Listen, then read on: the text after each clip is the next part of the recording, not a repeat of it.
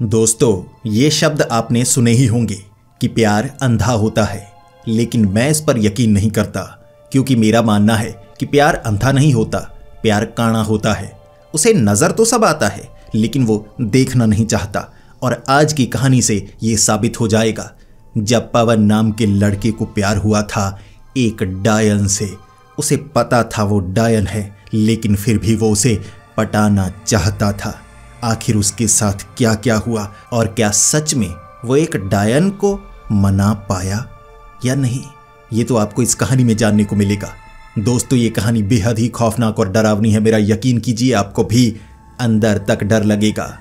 तो हेडफोन लगा लीजिए, कमरे की लाइट्स ऑफ कर लीजिए, क्योंकि ये वक्त हो रहा है डरने का। तो ये कहानी है पवन की, जो कि छत्तीसगढ़ का रहने वाला था। छत्तीसगढ़ के कॉलेज में पवन पढ़ा करता था और उसका सिर्फ एक ही सबसे अच्छा दोस्त था, उसका नाम था रमेश। अब पवन रमेश के साथ कॉलेज में घूमता। अब लड़कियां पटाने की कोशिश भी वो करते थे, लेकिन हर बार बेइज्जत हो जाया करते थे।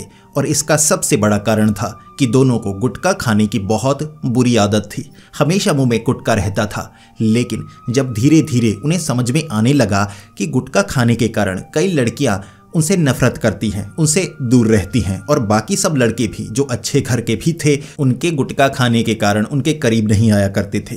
तो उन्होंने गुटखा छोड़ने की कोशिश की, लेकिन अब इसकी बुरी लत लग चुकी थी, गुटखा वो छोड़ नहीं सकते थे। इसलिए दोनों ने अपने अपने तरीके से इससे दूरी बनाने की कोशिश की, लेकिन फिर भी दोनों का मन था, भाई 4th सेमेस्टर में हम पहुंच चुके हैं, कॉलेज में हर किसी की एक न एक गर्लफ्रेंड ज़रूर है, हम दोनों की कोई गर्लफ्रेंड बन नहीं पाई। इसीलिए जो रमेश था वो अपने तरीके से गुटखा छिपा लिया करता था, गुटखे के साथ कुछ और खा लिया करता था ताकि बदबू ना आए, पता ना चले। और जो पवन था वो हमेशा टूथपेस्ट और ब्रश जेब में रखा करता था, छिपकर गुटखा खाया करता, खाकर जल्दी से ब्रश कर लिया करता ताकि किसी को पता ना चले। अब इसके बाद भी बात बन नहीं पा रही थी कॉलेज में। जो कोई उनके करीब आने की कोशिश करता ना, उनकी आदतों के कारण उनसे दूर भाग जाता। जैसे वहाँ कई ग्रुप बने हुए थे, उन ग्रुप में कई लड़के थे, कई लड़कियाँ थी, लेकिन जब भी ये किसी ग्रुप का हिस्सा बनने की कोशिश करते तो दोनों की आदत थी गाली गलौज करने की, और ज़्यादातर पवन गाली गलौज बहुत ज़्यादा किया करता था। तो ऐसे भद्दे शब्दों का इस्तेमाल करता, सामने वाले खुद ब खुद दूर होने लगते। लेकिन जो पवन था उसके लिए सबसे बड़ा सदमा पता है क्या था? जो एक लड़के की ज़िंदगी का सबसे बड़ा सदमा होता है, वो ये नहीं होता कि आप कॉलेज में या स्कूल में फेल हो गए हैं किसी क्लास में, या आपको आपका प्यार मिल नहीं पाया। इससे ज़्यादा बड़ा सदमा होता है आपके दोस्त का पास हो जाना या आपके दोस्त की गर्लफ्रेंड बन जाना। रमेश की एक गर्लफ्रेंड बन गई। उसने कॉलेज की एक लड़की को प्रपोज किया और वो मान गई। इस तरह से उनकी जोड़ी बन गई। अब रमेश पवन से कम मिला करता था, उस लड़की से शाम के वक्त मिलने के लिए चला जाता और हमेशा पवन को कहता, तू मेरे साथ मत आना। तो दोनों की दोस्ती में दरार हो गई, जिसके बाद जो पवन था वो अकेले घूमने लगा। उसके पास एक पुरानी बाइक थी जिसे लेकर वो शहर में घूमा करता। कभी कभी आसपास के गांव में चला जाया करता और वहां पर बैठा करता, वहां बैठकर गुटखा खाता, 2-3 पैकेट निपटा देता। या माउथ फ्रेशनर जो आजकल बहुत ज़्यादा फेमस हो रहे हैं, होता उनमें भी गुटखा ही है, घुमा फिरा कर माउथ फ्रेशनर बना दिए गए हैं। तो वो खाकर फिर ब्रश करता और वहां से निकलता। कई बार रोने लगता कि हे भगवान, मुझ में क्या कमी है, दिखता अच्छा हूँ, वो मेरे दांत थोड़े ऑरेंज और लाल कलर के हैं गुटखा खाने के कारण, वैसे मुझ में कोई कमी नहीं है। इस तरह उसके मन में धीरे धीरे गुस्सा भरने लगा कि मेरे दोस्त की गर्लफ्रेंड बन गई है, मेरी क्यों नहीं बनी। और एक बार उसका अपने दोस्त से झगड़ा हो गया। पवन ने अपने दोस्त को कहा, देखना तुझे मैं सबक सिखा के रहूंगा, ऐसी लड़की अपनी दोस्त बनाकर तेरे सामने लेकर आऊंगा, तेरा मुंह खुला का खुला रह जाएगा और तेरी ये छिपकली जैसी गर्लफ्रेंड ये भी देखती रह जाएगी। दोनों बेइज्जती की। इसके बाद जो पवन था वहां से निकल गया। हर शाम वो बाइक लेकर घुमा करता, अलग अलग कॉलोनी में, अलग अलग मोहल्ले में, कई जगह गालियां खाता, कई जगह पिटते पिटते बचता, क्योंकि लड़कियों को छेड़ा करता था। अब उसे लग रहा था कि उसे देखकर कोई भी लड़की पट जाएगी, लेकिन कोई भी लड़की उसे घास नहीं डालती थी। एक दिन वक्त होगा 8 बजे का। अब अपने शहर से बाहर एक गांव था जहां पर वो बाइक लेकर निकल रहा। सुनसान सड़क थी और वहां पर उसे एक लड़की नजर आई। बिल्कुल सुनसान सड़क पर लड़की अकेली चली जा रही थी। अब लड़की को जब वो छेड़ा करता था, ऐसे नहीं कि हाथ लगाए या कुछ और गलत चीज करता था, लेकिन कई बार जब उसे कोई लड़की पसंद आ जाती तो उसके मोहल्ले में, घर के बाहर उसे देखते रहना ऐसी हरकतें किया करता था। मनाने की कोशिश किया करता था। आस पड़ोस में पूछा करता था कि वो लड़की कहाँ पर पढ़ती है, किस कॉलेज में पढ़ती है। अब इसे वो छेड़ना कहता था, इससे पिटते पिटते बचता था। अब तो अकेली लड़की इस तरह खाली रास्ते पर चले जा रही थी तो उसकी हिम्मत भी नहीं हुई कि मैं उससे बात करूं। अपना मुंह थोड़ा दूसरी तरफ घुमाया, लेकिन जैसे ही नज़र उसके पास से गुजर रहा था उस लड़की पर पड़ी, उस लड़की से उसे पहली ही नज़र में प्यार हो गया। ऐसा प्यार उसे 1000 बार हुआ था, इस बार भी पहली ही नज़र में उसे प्यार हो गया। वो लड़की इतनी खूबसूरत थी और उसके हाथ में कुछ था, झोला पकड़ा हुआ, अकेले चली जा रही। अब जो पवन था आगे से बाइक घुमा कर लेकर आया, फिर पास से गुजर रहा। दूसरी बार उसका चेहरा देखा तो दूसरी बार प्यार हो गया। अब तीसरी बार आगे से घुमा कर लेकर आने वाला था। जैसे ही बाइक घुमाई उस सड़क पर वो लड़की मौजूद नहीं। वो हैरान हो गया। अभी तो चलकर इस तरफ जा रही थी, कहीं मुझे देखकर डर तो नहीं गई, कहीं छिप तो नहीं गई। तो 3-4 बार वहीं पर बाइक घुमाता रहा। कहाँ गई, मैं तो घर तक देख नहीं पाया। दिन के वक्त यहाँ घुमा करूँगा, उससे बात करने की कोशिश करूँगा, पहचान बनाने की कोशिश करूँगा, अरे कहाँ चली गई। वो ढूंढ नहीं पाया, जिसके बाद वो वापस घर आ गया। घर आकर खाना खाने का मन नहीं कर रहा। यार कितनी खूबसूरत थी, देख तक नहीं पाया, लेकिन चलो उस जगह का तो पता चल गया जिस जगह वो मुझे नजर आई थी। कल से मैं ऐसा करूँगा, दिन के वक्त वहाँ घूमना शुरू कर दूंगा, देखूंगा किस घर में वो रहती है, गांव के किस हिस्से में वो रहती है। इसके बाद अगले दिन जो पवन था बाइक लेकर घूमने लगा उस इलाके में, कभी इधर कभी उधर, कभी आगे वाले गांव में, कभी उससे भी आगे वाले गांव में। अब वो जो इलाका था जहां पर वो लड़की नजर आई थी, वहां से जो आसपास का गांव था वो 1.5 से 2 किलोमीटर की दूरी पर था। इधर वाला भी और इधर वाला भी। इस तरह वहां घूमते घूमते दोपहर तक उसे वो लड़की कहीं पर नजर नहीं आई। भाई हर गांव के एक एक घर को देखना उसने शुरू कर दिया। उसके बाद शाम के वक्त उसी सड़क पर बाइक लगाकर 8 बजे बैठा हुआ, यार नजर आ जाए, बस देखना है, बात नहीं करनी है, बस देखना है। जिसके बाद उसे वो लड़की नजर आई, लेकिन इस तरफ आती हुई नहीं, वापस जाती हुई। उसने जहां पर बाइक लगाई हुई थी ना, उसने देखा कि पीछे की तरफ वो लड़की जा रही है, जैसे अभी पास से गुजर कर गई हो, लेकिन इस तरफ से आती हुई तो नजर नहीं आई थी, उस तरफ जाती हुई उसे नजर आई। जिसके बाद उसने बाइक स्टार्ट की और धीरे से पास से निकला और कहने लगा, आपको आगे कहीं छोड़ दूं। अब उसे उम्मीद नहीं थी वो लड़की ऐसा जवाब देगी। उस लड़की ने माँ बहन की गाली निकाली और कहा, चला जा वरना मैं तुझे मार डालूंगी। जो पवन था वो जल्दी से बाइक लेकर निकल गया। काफ़ी दूर निकला, वहाँ पर जाकर गुटखा खाया, बैठा सोच रहा, यार उसने तो बेइज्जत कर दिया। उसके बाद मन में उसके ख्याल आया, यार गालियाँ निकालती है, बिल्कुल मेरे जैसी है। ऐसी लड़की तो कभी नहीं मिली जो माँ बहन की इतनी गंदी गंदी गालियाँ निकालती हो। मुझे भी गालियाँ निकालना पसंद है। अब इससे झगड़ा भी होगा, वो भी गालियाँ निकालेगी, मैं भी गालियाँ निकालूंगा, ऐसे तो जोड़ी अच्छी बनेगी ना।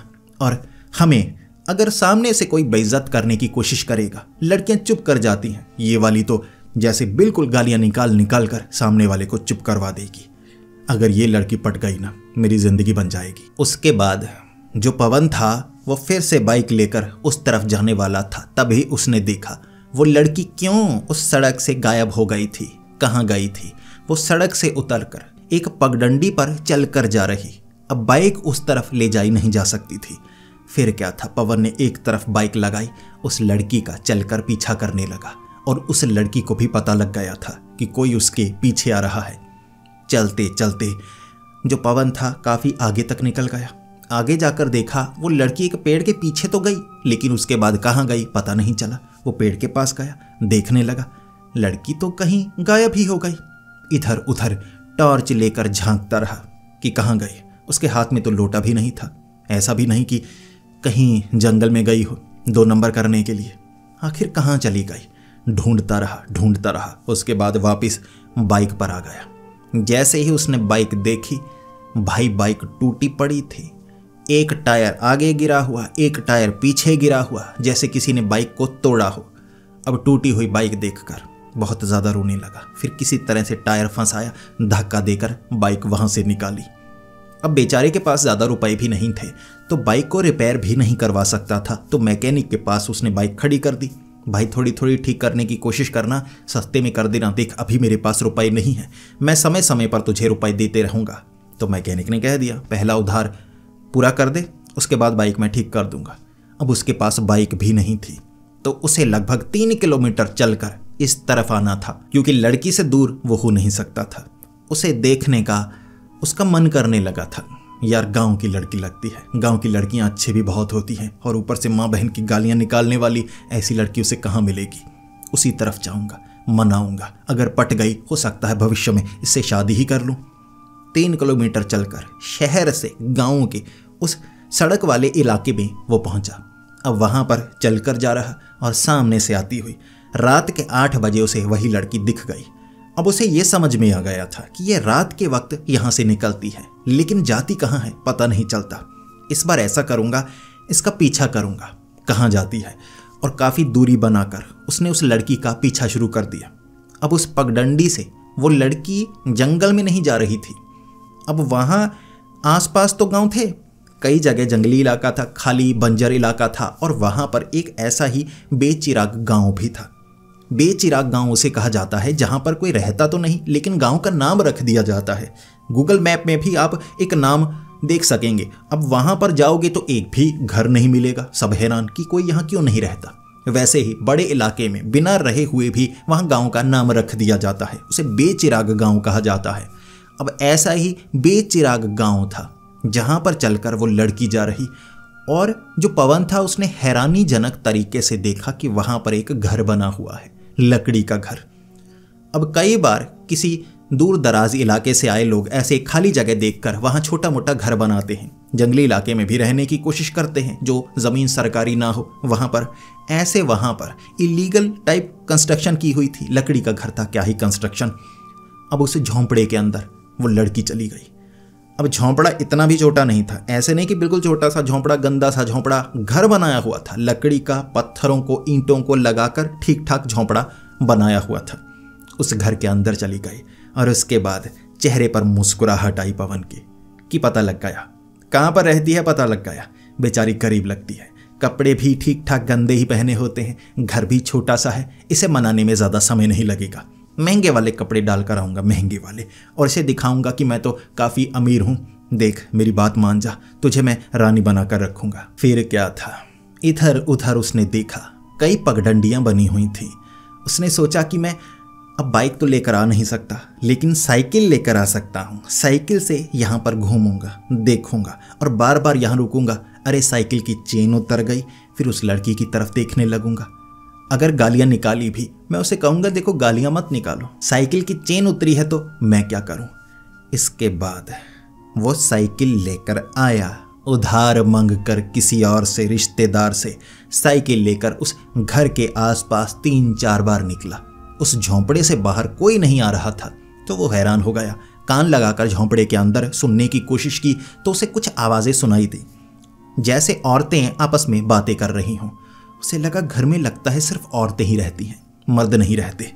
चलो मुझे क्या, बेचारी, उसे एक अच्छा घर मिल जाएगा, मेरे जैसा अच्छा बॉयफ्रेंड मिल जाएगा, उसका भला हो जाएगा। रात को एक जगह उसने साइकिल एक पेड़ से बांध दिया, भाई कोई तोड़ ना दे, छिपा दूंगा। फिर उस झोंपड़े के आसपास घूमने लगा। उस झोंपड़े से एक बूढ़ी औरत बाहर निकली। जब वो बूढ़ी औरत बाहर निकली, इधर उधर झांकने लगी और ऐसे हैरान और डरी हुई थी ना, जैसे कोई उसे देख ना ले। और उसके बाद उसने एक झोला निकाला, झोला निकालकर आगे की तरफ बढ़ने लगी। कुछ समय बाद पवन ने देखा कि वही लड़की, वो भी इस तरह डरी हुई, झोला उसने हाथ में पकड़ा हुआ, इधर उधर झांकती हुई आगे की तरफ बढ़ने लगी। और उसके बाद पवन उसके पीछे पीछे मुस्कुराता हुआ। जैसे ही उस लड़की को पता लगा कि कोई उसका पीछा कर रहा है, वो लड़की हो गई गुस्सा। जल्दी से छलांग लगाकर उसने पवन को पकड़ा, पवन को नीचे गिराया, पवन के ऊपर बैठ गई और कहने लगी, तू मेरा बार बार पीछा क्यों करता है? मेरा पीछा इसलिए तो नहीं करता, तू मुझे अगवा तो नहीं करना चाहता? पवन ने हाथ जोड़कर कहा, देखो मैं तुम्हें अगवा तो नहीं करना चाहता, लेकिन मैं तुम्हें पसंद करने लगा हूं। तुमसे ज्यादा खूबसूरत लड़की मैंने कभी नहीं देखी। बस इसीलिए गलती से तुम्हारा पीछा हो जाता है। जहां तुम्हें देखता हूं तुम्हारे पीछे पीछे चल देता हूं। जिसके बाद वो लड़की पवन के ऊपर से उठी और कहने लगी, चले जाओ यहां से, चले जाओ। के साथ साथ माँ बहन की 2-4 गालियां भी उसने निकाली थी, वो मैं बता नहीं सकता, आप समझ जाइए कि उसने कहा चले जाओ। पवन ने कहा चला तो जाऊंगा लेकिन फिर से आ जाऊंगा। उसने कहा तुम जाते हो या नहीं? अगर कोई मेरा पीछा कर रहा है, मेरी माँ को पता लगा, वो तुम्हें मार डालेंगी। पवन ने कहा मैं मरने को तैयार हूं, अगर तुम्हारे लिए मुझे मौत मिलती है तो मुझे कबूल है। वो लड़की अब पवन को समझाने लगी, देखो तुम मासूम हो, मुझे पहले लगा था कि तुम्हारे गलत इरादे होंगे, तुम इसलिए पीछा कर रहे हो, लेकिन तुम्हारे इरादे कुछ अलग हैं। मैं तुम्हें अभी चेतावनी देती हूँ, मेरा पीछा मत करो, तुम्हारे साथ कुछ बुरा हो सकता है, चले जाओ, भूल जाओ। पवन ने कहा कि भूल नहीं सकता, मैं तुम्हें कैसे भूल सकता हूँ, अब तुम्हारा चेहरा मेरे दिल में छप चुका है। वो लड़की थोड़ी सी मुस्कुराई, अब उसकी तारीफ हो रही थी तो लड़की थी ना, अंदर से तो लड़की थी, तो उसे अच्छा लगा। इसके बाद कहने लगी, मुझे इस तरह पटाने की कोशिश मत करो, मैं पटने वाली नहीं, तुम मेरे लायक नहीं हो। यह बात सुनकर पवन एक बार के लिए मुरझा गया। ये उल्टा बोल रही है, मैं इसके लायक नहीं हूं या मेरे लायक ये नहीं है, अब एक गरीब तो है, इससे अच्छा घर हमारा है। तो पवन ने कहा देखो मैं तुम्हें संभाल कर रखूंगा एक फूल की तरह। ऐसे उसे पटाने के लिए कई पिकअप लाइंस उसने मारी और वो लड़की फिर से माँ बहन की गाली निकाल कर कहने लगी, चला जा, मेरी माँ को पता लगा वो तुझे मार डालेंगी, चला जा, भूल जा। वो लड़की आगे बढ़ने लगी, पवन उसका पीछा करने लगा। एक जगह उसने फिर से घेरा पवन को, एक लकड़ी लेकर पवन की 2-4 बार मारी। पवन कहने लगा, पीटना है तो पीटो, देखो तुम मुस्कुरा रही हो, अच्छा तुम्हें भी लग रहा है। अब पवन जब पिकअप लाइंस मारता तो वो लड़की हंसती, थोड़ी सी हंसती, फिर गुस्सा भी करती कि चले जाओ, मेरी माँ तुम्हें मार डालेगी, तुम समझ नहीं रहे।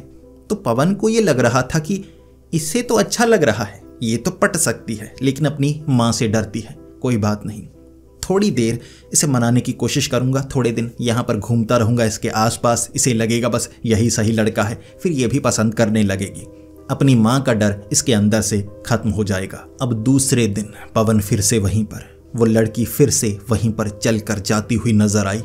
पवन ने एक जगह उसे रोका और कहा, देखो साफ साफ बता दो ना, तुम मुझे पसंद करती हो, मैं भी तुम्हें पसंद करता हूँ, तुम्हें परेशान नहीं करना चाहता, देखो मुझ में कोई कमी नहीं है, मैं हर तरह से तुम्हें खुश रखूंगा।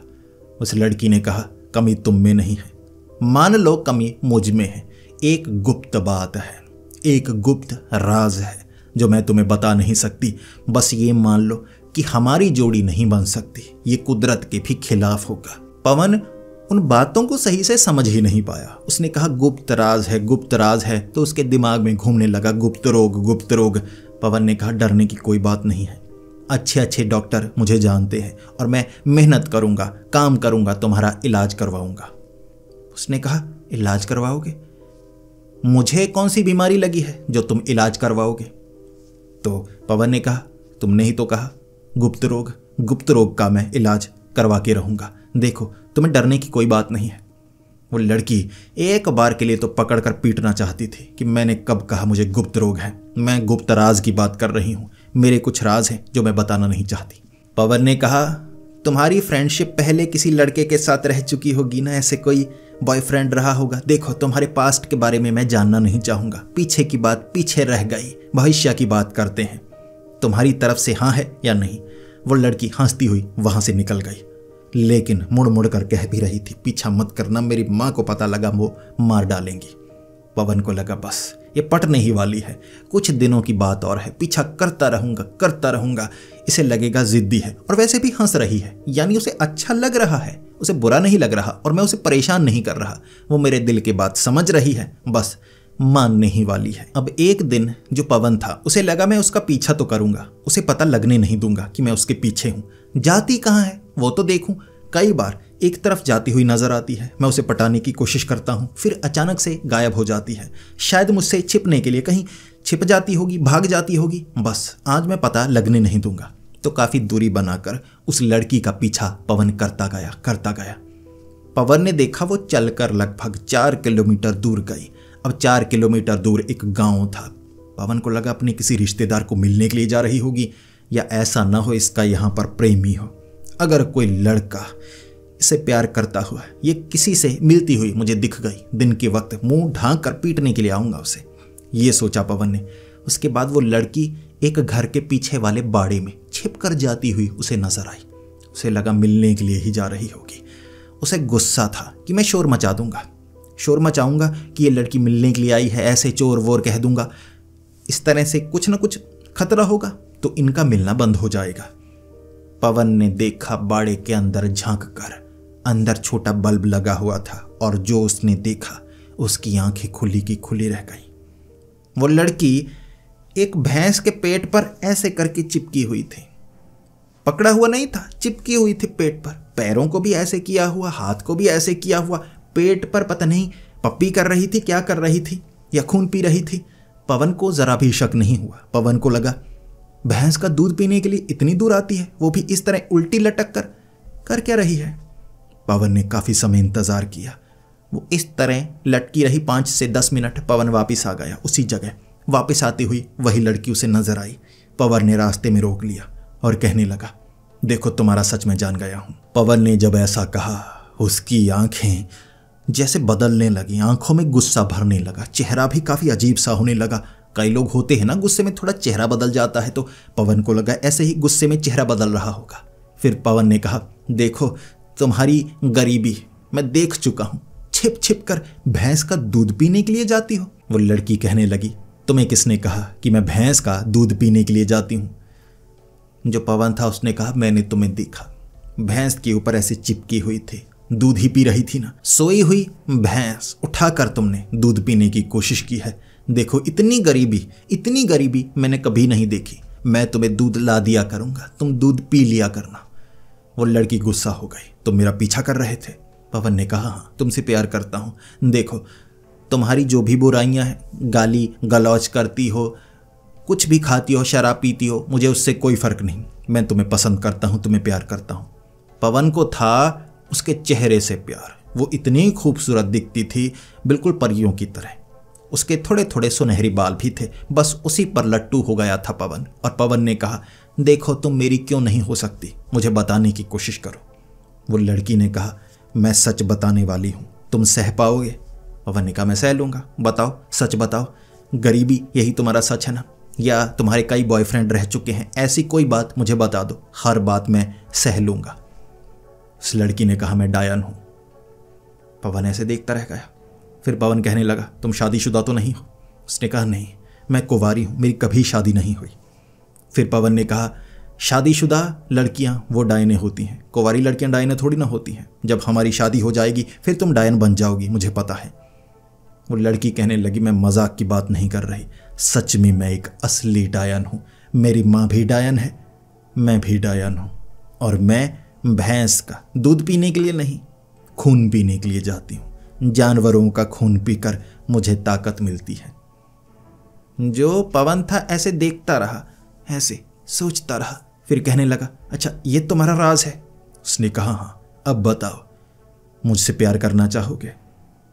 पवन कहने लगा, हाँ करना चाहूंगा। डायन है तो क्या हुआ, अब जादू वादू करती होगी, जादू टोना, कोई बात नहीं, मैं भी तुमसे प्यार करता हूं। बताओ तुम मुझे पसंद करती हो या नहीं?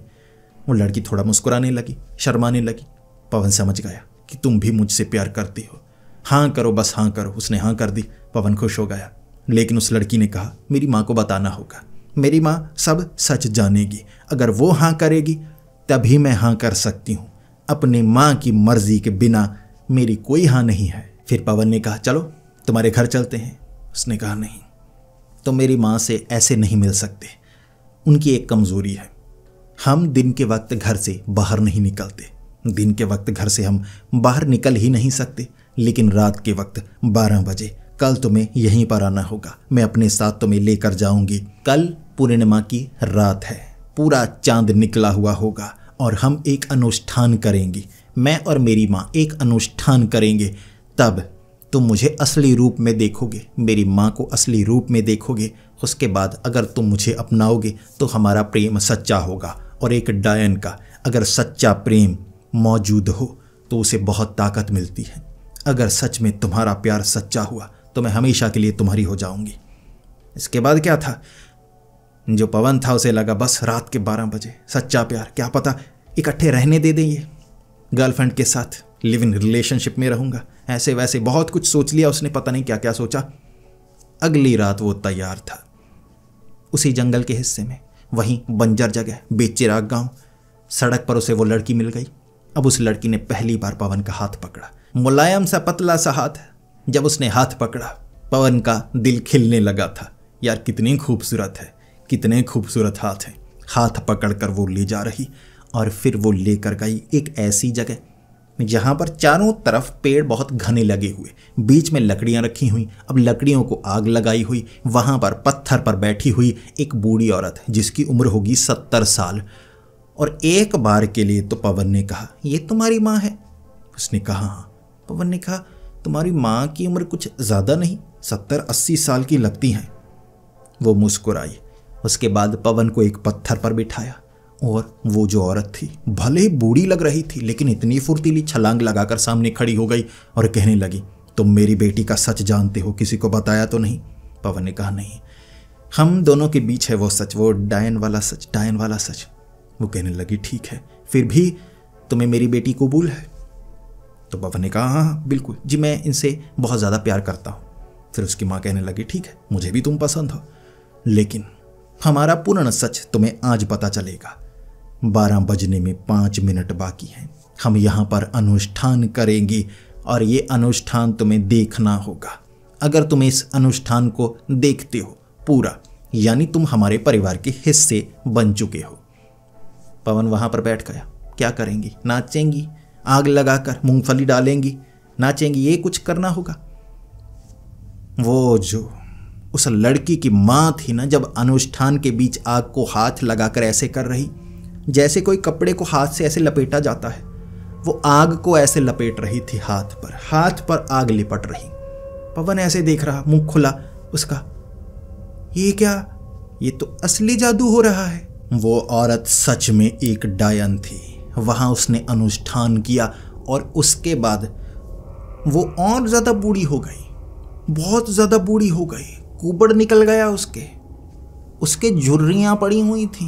उम्र बता नहीं सकते कि कितनी उम्र है, कि 100 साल की बूढ़ी औरत भी इतनी बूढ़ी नहीं होती होगी जितनी बूढ़ी वो औरत थी। और वो लड़की फिर उस आग के इर्द गिर्द घूमने लगी। इतने में पवन समझ चुका था, असली डायन, वो बातों वाली डायन नहीं कि बीवियां डायन होती हैं, लड़कियां औरतें डायन होती हैं, असली डायन थी वो। अब वो लड़की जब आग के इर्द गिर्द घूमी भाई, उसके चेहरे पर झुर्रियां, वो 70 साल की दिखने लगी थी, बूढ़ी औरत। पवन ने छलांग लगाई और कहने लगा, ये क्या? उस लड़की ने कहा, ये मेरी असली उम्र है, मैं 70 साल की हूँ, मेरी माँ 180 साल की है। हम डायनों को खून पीना होता है, हमें खून चाहिए और भी कई चीज़ें चाहिए जिससे हम जवान रहती हैं, लेकिन एक दिन के लिए हमारी उम्र, सच्ची उम्र निकल कर आती है। तुम मेरे असली रूप को देख रहे हो, तुम मुझे अपनाओ, आ जाओ, तुम भी हमारे परिवार का हिस्सा बनो। पवन ने ऐसे छलांग लगाई थी, टक टक पीछे भागना शुरू कर दिया। असली डायनें नजर आई थी। उसके बाद वो जो लड़की छलांग लगाकर पेड़ पर चढ़ी थी और कह रही थी, कहाँ जा रहे हो, कहाँ जा रहे हो, तुम्हें डर क्यों लग गया? अब हमारा सच जान गए हो, हमें अपनाओ। अब वो इतनी भयानक लग रही थी ना, एक तो बूढ़ी थी, ऊपर से बड़े बड़े दांत थे उसके, बड़े बड़े नाखून, और एक बूढ़ी 70 साल की कोई बुढ़िया अगर पेड़ों पर छलांगे लगा लगा कर किसी का पीछा करे, सोचो कैसा माहौल बन रहा होगा। पवन वहां से भागा, आगे साइकिल उठाई, सीधा निकला वहां से। उस लड़की ने बहुत देर तक पीछा किया था, लेकिन पवन वापस आने वाला नहीं था। पवन समझ गया भाई, पवन को लगा कि वो इस लड़की को पटाएगा, फिर कॉलेज लेकर जाएगा, अच्छे कपड़े पहनाएगा। गरीब थी तो अच्छे कपड़े जब पहनेगी, इतनी खूबसूरत लड़की, कॉलेज में सबकी आंखें खुली की खुली रह जाएंगी। और अपने दोस्त रमेश को भी वो इस तरह बेइज्जत करेगा, देख मेरे वाली। और जब वो गालियाँ निकालेगी तो सब चुप कर जाएंगे। अब उसकी समझ में आया, भाई 70 साल की बुढ़िया है, जवान होने के लिए जादू का सहारा ले रही है, इसे लेकर जाऊंगा, धूप में कहीं बुढ़िया ना बन जाए। जैसे उसने कहा, दिन के वक्त वो घर से बाहर ही नहीं निकलती, डायने है ना। साइकिल लेकर घर आया, घर आकर बुखार चढ़ गया। अब 2 दिनों तक घर के अंदर रहा। तीसरे दिन घर से बाहर निकला, कॉलेज गया। शाम के वक्त अंधेरे में एक कोने में बैठा हुआ रोए जा रहा, मेरा प्यारा अधूरा रह गया, अधूरा रह गया। तब वहां उसे वो लड़की नजर आई थी, अंधेरे कोने में। कहाँ चले गए पवन? मुझे छोड़कर तो नहीं जाना चाहते? पवन भागने की कोशिश कर रहा, उसने पीछे से पकड़ लिया। अब वो साधारण लड़की बनी हुई, लेकिन उसका रूप भयानक बनता जब ताकत निकलती। तो जो पवन था उसे ऐसे पकड़ लिया और कहने लगी, अब मेरा सच जानकर दूर रहने की कोशिश कर रहे हो? अब मैं भी तुमसे प्यार करने लगी हूं, अब मुझसे दूर नहीं जा सकते। पवन ने बड़ी मुश्किल से हाथ छुड़ाया, हाथ जोड़े भागा। वो लड़की पवन का पीछा करती रही। पवन गलियों से चीखते चीखते निकल रहा। कुछ जान पहचान वाले कह रहे, क्या हुआ? पवन कह रहा, लड़की पीछा कर रही है। वो कहते, चल भाग, तेरा कोई लड़की कैसे पीछा कर सकती है? उसने कहा, वो एक डायन है। उन्होंने चमाटे लगाई, पवन को भगाया, लेकिन वो लड़की पीछा करती रही। पवन जब भी अंधेरे में घर से बाहर निकलता, वो लड़की उसे कहीं ना कहीं खड़ी नजर आती और बुला रही होती, आजा। पवन को पता था, अगर मैं इसके साथ गया, ये परिवार का हिस्सा बना लेगी, फिर मैं भी झोंपड़े में रहा करूंगा, लिव इन रिलेशनशिप में हमेशा के लिए कैद।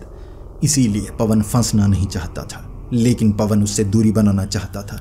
इसके बाद जो पवन था, उसे लगा किसी बाबा के पास जाना होगा। अब वो लड़की पीछा छोड़ने वाली नहीं। पहले तो मैं उसका पीछा कर रहा था, उसे पटाने की कोशिश कर रहा था। अब ये डायन मुझे फंसाने की कोशिश कर रही है, ये पीछा नहीं छोड़ेगी। जितना जिद्दी मैं हूँ उतना जिद्दी ये है। गालियाँ मैं निकालता हूँ, गालियाँ ये निकालती है। शुक्र है प्यार से मना रही है। मैं नहीं माना तो गाली गलौज पे आएगी और उसके बाद पता नहीं क्या करेगी, मार ही ना डाले। जब गुस्सा होती है तो भयानक दिखती है, एक भयानक डायन की तरह। 70 साल की बुढ़िया मुझे पटाने के लिए लगी हुई है। ये सोचकर जो पवन था वो एक बाबा के पास पहुंचा, रमेश के साथ। रमेश ने तो इतनी बेइज्जती की उसकी, इतनी बेइज्जती की। अबे डायन के चक्कर में 70 साल की बुढ़िया, तुझे कोई लड़की नहीं मिली? अबे कोई गरीब लड़की पटा लेता ना, बुढ़िया पटाने के लिए चला गया। इस तरह बेइज्जत होकर उसके बाद बाबा के पास गए रमेश और पवन। बाबा को पूरी बात बताई। बाबा भी कह रहे, डायन पीछा कर रही है। वैसे तो डायन किसी का शिकार करना चाहती है तब पीछा करती है। तेरा पीछा प्यार के लिए कर रही है। तू उसे पटाना चाहता था, अब वो पट गई। अब हमेशा तेरे साथ रहना चाहती है। उम्र मायने नहीं रखती एक डायन के लिए। डायने 500 साल 700 सालों तक जिंदा रह सकती हैं, लेकिन जवान बनकर हर समय नहीं रह सकती।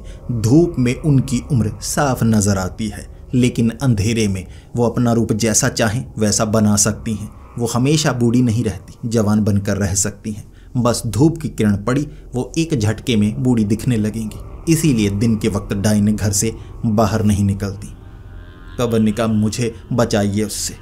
बाबा ने झाड़ फूक की, जादू टोना किया, धागे बांधे गले पर, बाजू पर, टांग पर, कमर पर धागे काले बांधे। जिसके बाद वो डायन से पीछा कैसे छुड़ाना है कुछ मंत्र बताए।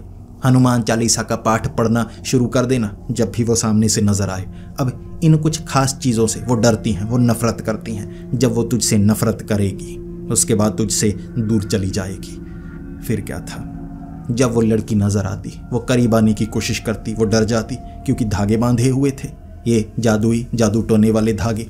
हनुमान चालीसा पढ़ना शुरू कर देता पवन, वो भागने लगती। ऐसे धीरे धीरे 4 महीने बाद पीछा छोड़ा था उस डायन ने। और तब जाकर उस बाबा ने कहा था, आखिरी बार झाड़ फूक तुम्हारे ऊपर करनी होगी ताकि वो किसी तरह कोई जादू करके तुम्हारा नुकसान ना करे। ऐसे पवन सुरक्षित बचा था और वो उसके बाद बदल भी गया। अब लड़कियों से डरने लगा।